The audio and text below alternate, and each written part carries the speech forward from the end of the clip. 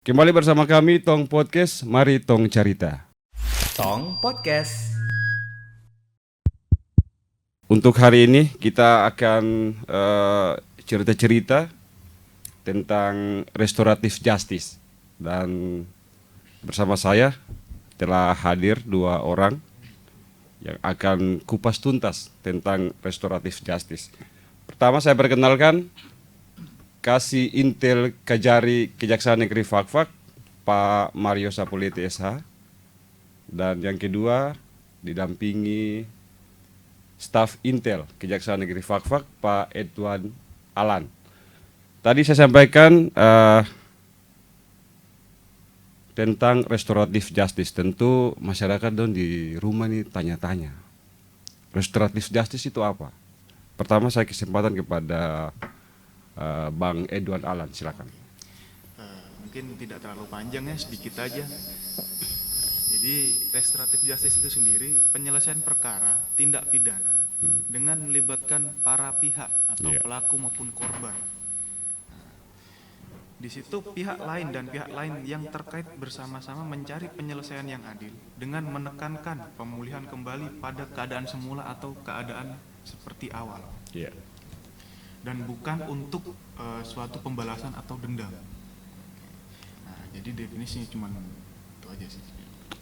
Artinya Bang Edward ada kesepakatan antara korban dan juga pelaku tentunya. Tentunya udah pasti ada kesepakatan dari para pihak. Nah, kesepakatan itu timbul karena adanya suatu perbuatan yang dilakukan sama pelaku sendiri. Pak Kasih Intel, tadi disampaikan oleh Bang Edward bahwa kesepakatan antara pelaku dan juga korban tentu dalam penerapan restoratif justice. Untuk Kabupaten Fakfak, sepanjang tahun 2022 sejak penerapan restoratif justice ini hingga 2024 kemarin, ada berapa kasus yang sudah dilakukan restoratif justice ini? Baik ya, saya koreksi kakak ya. Jadi restoratif justice sendiri sudah diupayakan oleh Kejaksaan Negeri Fakfak itu sejak tahun 2021 sampai dengan sekarang. Cuman memang di tahun 2021 dan 2022 itu tidak ada perkara yang di restoratif justice kan di Kejaksaan Negeri Fakfak. Sudah kami lakukan upaya untuk melakukan perdamaian beberapa kali, tapi para pihak belum menemukan kesepakatan untuk berdamai. Barulah di tahun 2023 ke sini baru mungkin karena restoratif justice sudah mulai dikenal oleh masyarakat dan telah terjadi kesepakatan untuk perdamaian, sehingga di tahun 2023 itu lumayan banyak kakak. Ada 14 perkara yang kami damaikan, dalam artian tidak sampai ke tahap penuntutan atau persidangan di pengadilan. Lalu di tahun 2024 itu dia menurun jadi 4. Di tahun ini masih belum ada nih, karena baru awal tahun ya, baru. Mudah-mudahan tidak ada. Ya, mudah-mudahan tidak ada.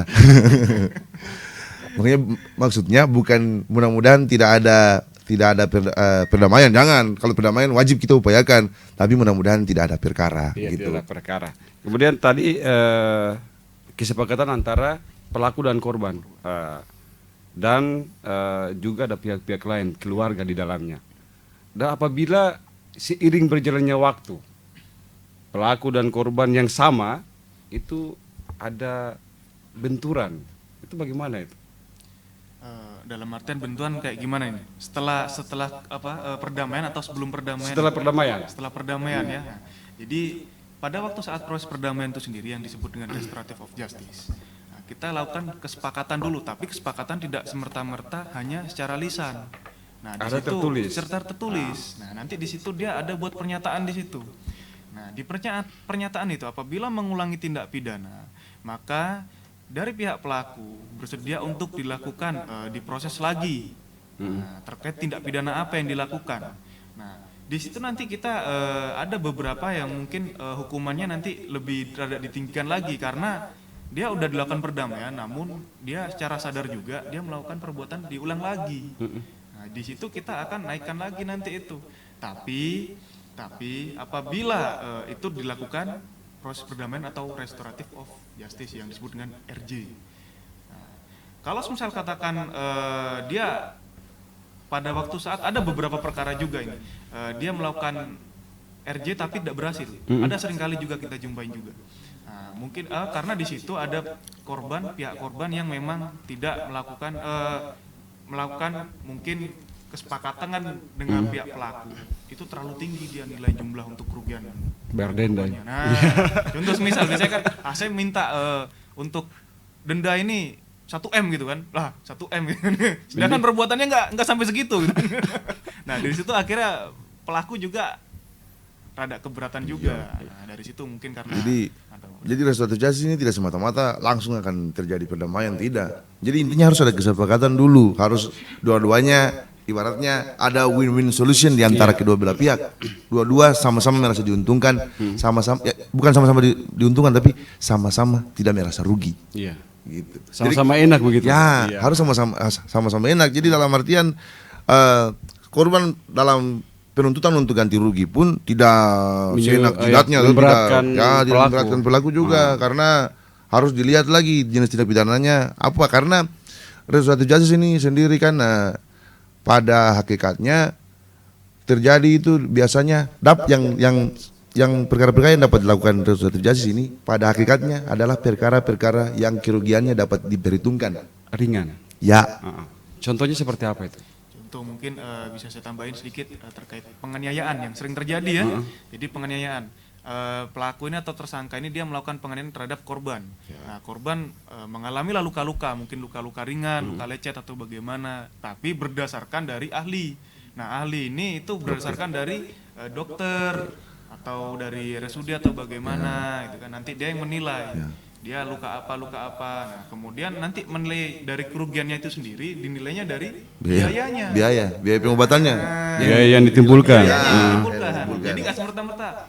Saya luka lecet, masa luka lecet ini juga mereka minta 2M, 3M gitu. Nggak mungkin juga. Mending di penjara daripada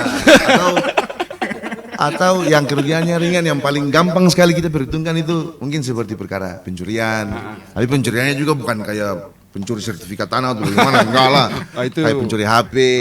Pokoknya barang-barang yang dapat dinilai dengan rupiah tapi tidak mahal, begitu. Itu bisa. KDRT juga masuk di dalamnya. KDRT, apalagi KDRT sangat-sangat bisa. Itu kan kesepakatan ya, dalam kamar tuh. Dalam kamar ya. Kemudian tadi kasih intil dengan Pak Mario dan Pak Edward sampaikan bahwa ada tidak serta-merta semua kasus bisa diterapkan restoratif justice. Ya. Namun dilihat kasus ini ringan atau bisa diselesaikan, kesepakatan kembali lagi kesepakatan antara pelaku dan juga korban. Nah, salah satu penyebabnya itu miras ini. Apalagi untuk kekerasan itu bagaimana itu Pak Mario lihat miras ini selalu jadi pemicu. Jadi itulah seperti yang tadi saya sampaikan Kak Gato. Jadi ketika entah penyebabnya itu entah miras kah atau entah ada masalah dalam rumah atau ada stres dengan pekerjaan lalu terjadinya penganiayaan, masalah di darat bawah di laut. Ya, entah apapun itu yang jelas semuanya selesai di kesepakatan itu. Jadi kalau dua belah pihak ini sama-sama sepakat untuk berdamai, ya kalau di Papua ini kan orang bilang barang-barang aman semua kalau begitu. Tapi itulah jadi kembali lagi ke masing-masing pihak yang ingin melakukan perdamaian ini. Jadi kalau sama-sama bisa diterima, sama-sama bisa rasa enak, rasa aman, rasa nyaman, ini sudah jalan aja, tidak jadi masalah. Entah mau yang melatar belakang ini apa tidak jadi masalah. Yang jelas yang harus kita perhatikan di sini akibat yang ditimbulkan kepada korban ini apa dulu, baru sama-sama diperbincangkan, sama-sama dikomunikasikan sekiranya apa yang akan menjadi jalan keluar yang bisa diterima oleh kedua belah pihak ini. Kejaksaan dalam hal ini sebagai mediator. Ya. Jadi ketika ada dua pihak yang saat itu sedang berperkara dalam artian mungkin perkara penganiayaan atau perkara pencurian. Jadi ketika setelah di tahap 2 kan atau dalam serah terima tersangka, barang bukti dan berkas perkara dari kepolisian ke kejaksaan untuk dilimpahkan ke pengadilan untuk disidangkan. Jadi ketika itu kita akan lihat dari duduk perkaranya dulu, kira-kira ini perkaranya perkara apa. Kemudian setelah kita tahu perkaranya perkara apa, kita lihat dulu hubungan dua orang ini dalam kesehariannya apa, apakah rekan kerja kah, tetanggaan kah, atau mungkin baru kenal di situ kah, kita lihat dulu, setelah itu baru kita kumpul semua orang yang dalam artian terlibat dalam perkara ini. Jadi kita undang tokoh agama, kita undang tokoh pemuda, keluarga yang paling utama, kita undang keluarga, dan yang paling utama juga yang tidak boleh kita lupakan untuk kita undang adalah dari pihak kepolisian. Nah, dari pihak kepolisian yang ibaratnya yang mengatur perkara ini, yang mengurus perkara ini dari awal hingga sampai ke tahapan itu. Jadi ke kejaksaan. ya sampai dilimpahkan ke kejaksaan. Jadi ketika kita damaikan pun harus atas sepengetahuan pihak kepolisian. Supaya jangan tiba-tiba ketika kejaksaan sudah damaikan di tahap itu, mereka berkeliaran di dalam masyarakat, tiba-tiba polisi tangkap lagi. Karena polisi tidak tahu kan, ini kenapa kok di jalan, bukannya kemarin kita tahap 2 kok. Besoknya masa sudah di jalan kan tidak mungkin, pasti ditangkap lagi. Jadi pihak-pihak yang pihak terkait harus Ya, harus kita dilibatkan undang di semua. dalam Kita penerapan libatkan. restoratif justice.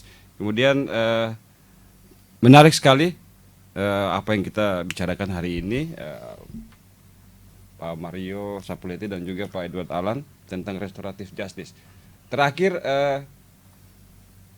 Sudah lagi, cepat sekali sudah lagi. mau lama ini. Ya, jadi apa yang sudah disampaikan oleh Pak Mario dan juga Pak Edward sudah harapan kita mencerahkan seluruh masyarakat Kabupaten Fafak. Mudah-mudahan. Intinya adalah apapun bisa diselesaikan, tidak harus diproses hukum. Ya. Harapan kepada seluruh masyarakat, seluruh paling utama adalah generasi muda. Iya, Untuk itu tidak pertama. terlibat hal-hal yang akhirnya masuk ke ranah hukum. Iya. Pak Mario, silakan. Jadi kalau harapan saya untuk generasi muda sih, intinya jadilah diri sendiri. Kemudian kalau jadi diri sendiri, jadi jangan kita seperti burung beo. Ya, karena kebiasaan anak muda ini kan melihat sesuatu baik atau buruk tidak mau tahu. Yang penting bisa dianggap hits, bisa dianggap Yang penting senang-senang. ya bisa dianggap wow di kalangan masyarakat dia lakukan. Dampak itu belakangan. yang Padahal penting tidak tahu senang dampaknya dulu. ini kan, aduh. Jadi itu jadilah diri sendiri kalau saya. Oke, kalau saya lebih mengutamakan mungkin di kalangan remaja bisa apabila jangan asal dari lihat sosmed aja, mungkin kan apalagi di kalangan anak-anak sekarang ini kan Iya. lagi ngetren-ngetrennya atau hitsnya kan bawa handphone, nah terus dia mungkin live kah atau apa gitu kan, nah mungkin di situ bisa pertanyakan lagi atau diketahui untuk biar tidak semena-mena bermain sosmed, bijak sosmed. Nah, dari kebijakan sosmed ini sendiri dari yang bersangkutan atau para remaja ini, terkadang kan mereka juga disalahartikan. Jadi kau nggak ngetren kalau kamu nggak pakai sosial media ini, kita live dulu lah. Tapi di situ live-nya bagus sih, cuman di situ dia sambil minum gitu kan, ya kan? Ada yang sambil minum, ada yang sambil ngerokok, apalagi di kalangan remaja sekarang ini kan yang paling banyak kan ngerokok ini kan, ya kan? Merokok, minum, kemudian bolos sekolah. Nah, kalau bisa hindarin lah, mungkin diperketat lagi di lingkungan sekolah biar tidak melakukan. Ya, dulu kan sering disebut mulutmu harimaumu, sekarang itu jarimu itu harimau. Nah, karena sosmed itu sendiri kan. Iya, kadang menjerumuskan di sosmed. Disalahgunakan, selesai. Sampai kan ada sebutan no viral no justice. No justice. Bahaya tuh. Ya, sampai di sini kebersamaan kita dalam Tong Podcast hari ini. Sampai jumpa.